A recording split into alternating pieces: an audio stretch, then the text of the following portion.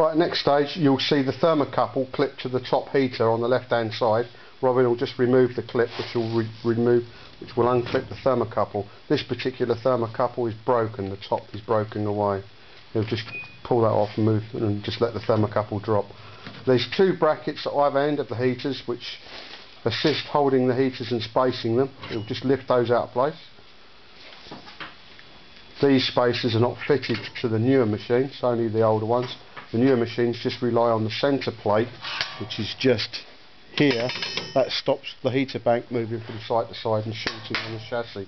The next stage is to take your 10mm spanner, and the middle heater at each end will have the wire attached to it.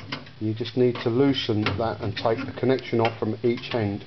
Obviously you make sure the machine is unplugged at this stage and turned off.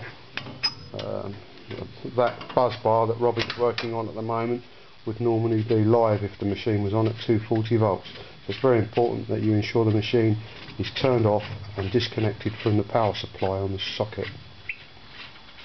Just removing the 10mm nut on that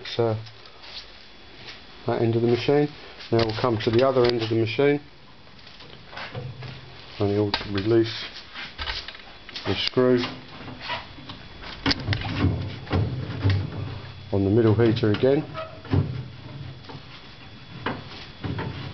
What you'll find with these heaters, where they've been in there for some time, the stud on the end of the heater will be corroded, the nut will probably be tight. Once they're taken off, normally you wouldn't be able to put them back. Condition would be pretty poor. So it just undoes that nut and moves that to one side. The heater bank now should be able to be worked forwards, locates into 3 slots. So you can just work that forward and drop the whole heater bank out. That heater bank can now be lifted out and laid on inside the machine or onto the loading tray, so you can just see the general condition of those heaters.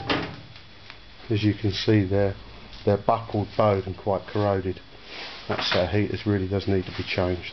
We'll stop there and move to step 3.